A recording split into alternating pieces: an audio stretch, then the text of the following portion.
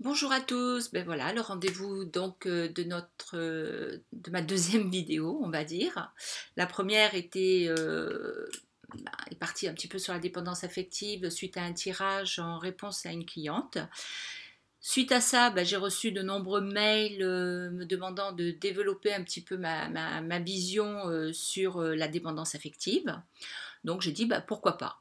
Donc c'est parti pour aujourd'hui. On va faire une vidéo sur la dépendance affective, qui est un sujet qui est bien évidemment traité par nombreuses personnes et qu'aujourd'hui on comprend davantage. Mais c'est quand même un sujet qui reste assez délicat et que je retrouve bien sûr chez de nombreuses clientes. Donc aujourd'hui, euh, la dépendance affective, c'est quoi? Alors, la dépendance affective, c'est quand on mendie de l'amour, comme je vous le disais la semaine dernière, quand on a besoin d'attention, quand on a besoin de tout le temps exister au travers des autres, parce qu'on ne sait pas exister autrement, parce qu'on souffre donc de ce mal-amour, on va dire ça comme ça, ou de cette sensation, du moins, de ne pas être aimé à sa juste valeur, mais c'est quelque chose l'on se traîne depuis longtemps. Alors, ce qu'il faut savoir, c'est que le schéma que vous vivez aujourd'hui de votre dépendance affective, c'est aussi un schéma qui est un héritage. En général, toutes ces souffrances, tous ces comportements qu'on a, viennent bien souvent d'un héritage familial. Donc, ou c'est papa ou c'est maman qui a eu le comportement, peu importe, mais en tous les cas, il était bien ancré dans la maison. Ça veut dire aussi que vos parents eux-mêmes, ou votre père ou votre mère, ont souffert de ce fonctionnement, c'est-à-dire que votre père a hérité de sa mère et de son père, qui eux-mêmes ont hérité du grand-père et de la grand-mère, et etc., etc. Et pour votre maman, c'est la même chose. Donc on est dans l'héritage émotionnel, et cet héritage émotionnel nous amène pas que de bonnes choses. Il y a du bon, heureusement, mais il n'y a pas que ça. Donc la chance qu'on a aujourd'hui, c'est que nous, on peut mettre un terme, si vous voulez, à cet héritage, c'est-à-dire de manière à ne pas polluer nos enfants et de ne pas leur transmettre toutes ces souffrances inutiles, en fait, parce que c'est inutile. Et on peut donner à nos enfants le mieux qui soit possible, bien sûr, en fonction de nos capacités, mais il faut que nous, déjà, on soit dépollués. Donc, si vous voulez, aujourd'hui, ce qui est important, c'est de comprendre votre environnement familial. C'est-à-dire pourquoi maman se comporte comme ça, pourquoi papa se comporte comme ça, pourquoi moi je subis ou j'ai subi ce fonctionnement. C'est-à-dire qu'il faut comprendre des fois que nos parents, notre père ou notre mère, ne portent pas une attention affective comme nous on le souhaite. C'est-à-dire que eux-mêmes ayant reçu à moitié l'affect, donc ils ne peuvent pas nous le transmettre de toute façon, quoi qu'il en soit. Et eux-mêmes, comme ils ont hérité de choses compliquées, ils ne l'ont pas guéri.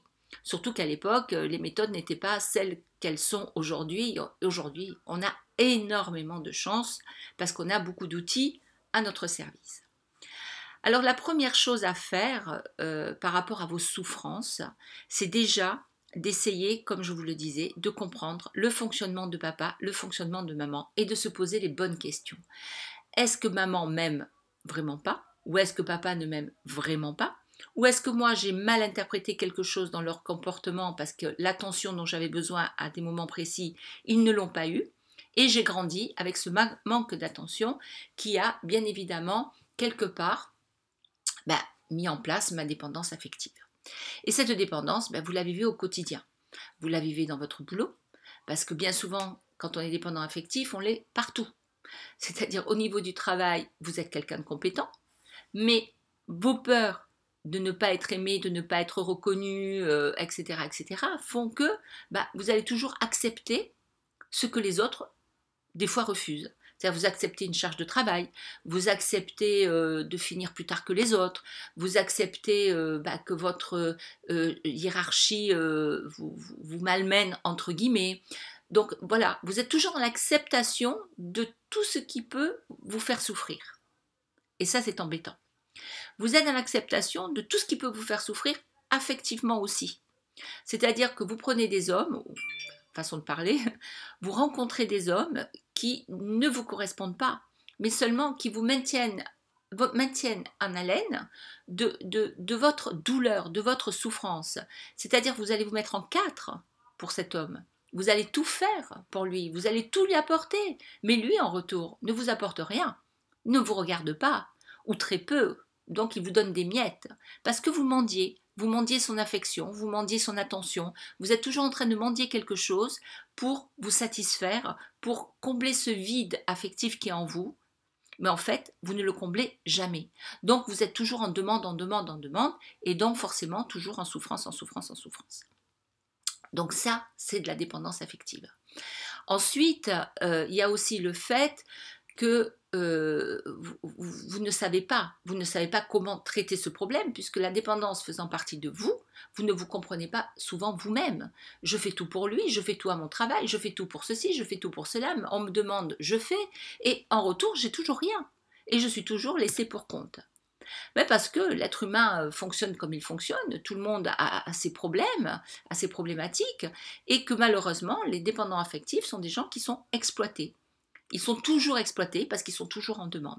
Donc, ils vont vers des situations où on va prendre chez eux, mais on ne va pas leur donner. Donc, ça, c'est une situation que vous pouvez constater et que vous ressentez sûrement au fond de vous, que vous ne comprenez peut-être pas, mais il faut aller chercher l'origine. Donc, comme je vous disais au départ, c'est un héritage. C'est un lourd héritage, c'est un héritage familial. Donc, vous avez des gens, des spécialistes, des gens qui ont étudié et qui sont capables de remonter très loin dans votre arbre généalogique pour trouver justement d'où vient ce problème et pourquoi vous en avez hérité. Alors, vous en héritez, vous, parce que, enfant, petit, vous avez accepté un fonctionnement, vous l'avez analysé à votre manière, vous l'avez mis en place, vous avez grandi avec, vous l'avez cultivé, et aujourd'hui, il est tellement bien ancré, il y a tellement de racines que vous ne connaissez pas un autre fonctionnement. Donc pour vous, ce fonctionnement est le bon. Mais vous voyez que l'échec est toujours là et que la souffrance est toujours là, alors que pour vous, vous êtes dans le bon fonctionnement. Donc aujourd'hui, on a de la chance, comme je vous disais, d'avoir des méthodes pour se sortir de ce fonctionnement. Et ça, c'est génial. Vous avez du développement personnel, vous avez aussi bien sûr des psychologues, il y a de la sophrologie, enfin bon, il y a toutes sortes de méthodes. Le tout, c'est de trouver la méthode qui vous convient et de trouver le bon professionnel qui va vous aider à vous sortir de là en vous donnant les bons outils. Ce qu'il faudrait que vous fassiez aussi, pour ceux qui puissent le faire, c'est avoir la possibilité de devenir un peu plus observateur et un peu plus curieux du fonctionnement de vos parents. C'est-à-dire que des fois on croit et on ne voit pas réellement la problématique chez les uns et chez les autres parce qu'on est aveuglé par notre propre sentiment de dépendance, donc d'abandon, et on n'arrive pas à voir au-delà. Mais il faut se poser à un moment donné les bonnes questions. Si vous voulez vous en sortir, vous n'avez pas le choix. Mais si vous voulez vous en sortir pour réussir à un moment donné votre vie affective, il faut y aller. Il ne faut pas avoir peur d'y aller. Vous pouvez y arriver. Beaucoup de gens se sortent de cette situation, donc je ne vois pas pourquoi vous ne pourrez pas le faire. Mais bien sûr, il faut une aide. Alors, ce qu'il faudrait déjà faire, ce qui serait pas mal, c'est de faire une liste de vos souffrances et de les classer par famille. C'est-à-dire la famille parentale, donc les parents, le comportement des parents, le comportement des grands-parents, le comportement des frères et sœurs, etc. S'il y a tout ça, bien sûr. Ensuite, le comportement amical. Pourquoi mes amis, ma copine me trahit, pourquoi elle se comporte comme ça, pourquoi elle me demande toujours quelque chose, pourquoi je dois toujours être à son service. Voilà. Et le comportement professionnel que j'ai évoqué tout à l'heure, où vous allez peut-être pour certains vous reconnaître. Donc ça, c'est important de faire ces familles pour reconnaître le foyer de votre dépendance et pour prendre conscience de votre dépendance. Pour vous dire, oui, là je souffre parce que, etc., etc. Et vous allez voir que déjà en faisant ça, il va y avoir une réflexion qui va se mettre en place. Et déjà là, ça va susciter beaucoup de choses chez vous. Vous allez commencer à prendre du recul et vous dire, je veux comprendre. Donc comprendre, c'est aller à la pêche. Il faut aller à la pêche de papa. Pourquoi mon père est comme ça? Qu'est-ce qu'il a qu'il est comme ça? je lui en veux parce que, mais lui en vouloir pourquoi? Lui, il a simplement appliqué un schéma qu'il a hérité de ses parents, dont les parents ont dû hériter, etc. Et il n'a pas su s'en débarrasser, ou il a essayé. Peut-être au niveau de sa vie, il a fait tout ce qu'il fallait, mais s'il n'a pas eu les bons outils, il n'a pas pu le faire. Et pour votre maman, c'est la même chose. Après, vous allez me dire, mais pourquoi moi je fonctionne comme ça, et mon frère ou ma sœur, ou les deux, peu importe, ne fonctionne pas comme moi? Parce que vous avez pris ce schéma. Vous l'avez pris, vous l'avez accepté, vous l'avez ancré, parce qu'il vous a apporté peut-être quelque chose, ou parce que pour vous, c'était pas possible de faire autrement. Donc, vous avez mis en place un processus. Il s'est passé quelque chose dans votre tête à un moment et vous l'avez mis en place. Votre frère ou votre sœur, enfin, votre sœur ou votre frère, pardon, ne l'a pas pris de la même manière. Donc, il n'est pas dans ce schéma parce qu'il a analysé les choses tout à fait autrement. On est tous différents, même si on est des frères et sœurs, on est différents, le caractère est différent, tout est différent. Notre vision est différente, etc. Donc chacun prend ce qu'il a envie de prendre du foyer familial. Ce n'est pas forcément toujours les bonnes choses qu'on prend, mais on prend ce qu'on peut. Et on fait comme on peut. Donc il n'y a pas de jugement à avoir ni sur vous ni sur les autres. C'est simplement comprendre pourquoi un est comme ça et l'autre est comme ça. C'est tout. Il n'y a pas plus que ça. Donc faites cette liste. Je pense que pour un début, ça serait bien. Si vous avez donc des questions, ben vous n'hésitez pas à m'envoyer un mail et je vous répondrai du mieux qui soit possible. Donc c'est une vidéo bien sûr qui est généralisée. Je ne peux pas donner des détails parce que chaque cas est quand même différent. Donc il faut aller dans chaque cas en profondeur pour aller au foyer de la souffrance et essayer tout au moins de la libérer en vous donnant des bons outils pour le faire. Vous pouvez vous adresser à, comme je vous disais, des professionnels. Au contraire, c'est une bonne chose. Vous pouvez lire des livres aussi sur la dépendance. Ça va vous faire des déclics. Dites-vous que vous n'êtes pas seul au monde. Bien évidemment, beaucoup de gens sont dans votre situation. Dites-vous aussi que c'est difficile d'en parler à votre entourage et notamment peut-être aux copains, aux copines, aux frères, aux sœurs. Enfin, tout dépend du lien, mais c'est toujours très difficile parce qu'on est souvent mal compris dans notre démarche. Et puis à force de se plaindre, moi j'y arrive pas et pourquoi ils m'aiment pas, parce que c'est souvent le sujet qui est abordé, les gens ne vous écoutent pas parce qu'eux-mêmes ont leurs problématiques et parce qu'ils ne sont pas à même de vous écouter. Alors que des professionnels sont là pour vous. Ils ont l'oreille, donc ils vont prendre le temps qui est nécessaire, ils vont être à votre écoute, ils vont vous aider, ils vont décortiquer, ils vont vous répondre. Ils vont vous donner des outils et ça, c'est important. Donc il faut bien comprendre que votre problématique affective peut se régler. C'est possible. Ne vous dites pas je ne m'en sortirai jamais, je suis condamnée, patati et patata. Non, pas du tout. Vous pouvez vous en sortir et espérer une vie meilleure. Alors, il y a aussi une chose qui est importante, c'est qu'il ne faut pas confondre amour et dépendance affective. Quand on vit une dépendance affective, ce n'est pas de l'amour. C'est une soumission pour recevoir. Aimer, ce n'est pas se soumettre. Aimer, c'est être à pied égal, c'est-à-dire rencontrer un homme avec qui vous allez échanger. Aujourd'hui, je suis dispo, demain, je ne le suis pas. Donc, je veux que tu me vois en tant que femme, je veux que tu me vois comme je suis, comme moi, je te vois en tant qu'homme et je te vois comme tu es. Quand on rentre dans ce genre de relation, on peut bâtir quelque chose et on peut aller vers de l'amour. Si on est dans une relation de mendiance, on ne peut pas construire une relation amoureuse. Donc l'homme ne vous regarde pas, ou la femme, hein, peu importe bien évidemment, ou l'homme et la femme, hein, enfin on s'en fout. Donc l'autre ne vous regarde pas tel que vous voudrez être regardé, parce que vous faites tellement de choses que lui, il n'a pas besoin de vous regarder. Il n'a pas besoin d'être attentif, puisque vous êtes toujours, vous, en train de fournir. Vous ne le laissez pas fournir, puisque vous avez toujours besoin de fournir quelque chose pour vous rassurer. Donc, vous ne le laissez pas faire. Vous ne lui laissez aucune place dans ces cas-là. Et j'ai des clientes, malheureusement, qui souvent me disent « J'ai tout fait pour lui, et regardez ce qu'il me fait aujourd'hui, il est parti avec l'autre. » Mais l'autre, elle n'est pas comme vous. Elle ne s'est pas comportée comme vous, c'est-à-dire que l'autre, elle lui a laissé une place différente et elle lui demande « Je veux que tu me vois comme je suis et je veux que tu t'impliques dans ce que je suis. Je ne suis pas là que pour toi, je suis là pour moi et je suis là aussi pour toi. Et tu es là pour toi et tu es là pour moi. » Dans ces cas-là, on va vers la construction d'une relation, on va vers quelque chose. Et c'est là que on peut se dire, je ne suis pas dépendante affective. Si vous êtes dans le schéma dont je viens de vous parler jusqu'à maintenant, à fournir, donc toujours en quête pour recevoir, vous êtes dépendant affectif. Donc vous allez être en quête vis-à-vis de votre famille, en quête vis-à-vis de votre travail, en quête vis-à-vis de votre entourage. Donc tout ça est malsain. C'est malsain parce qu'on n'est pas dans un comportement d'échange. On est dans un comportement inconscient de manipulation pour recevoir et pour se rassurer. Quand on sort de ça, tout glisse. C'est-à-dire que les gens ont des comportements complètement différents et on voit que finalement, on suscite de l'intérêt et qu'il y a de l'amour qui peut circuler. Après, il y a des bonnes et des mauvaises personnes. On ne peut pas être aimé de tout le monde, mais on peut quand même s'il y en a très peu, recevoir beaucoup de choses. Et ça, c'est important. Donc, je vous laisse faire votre liste.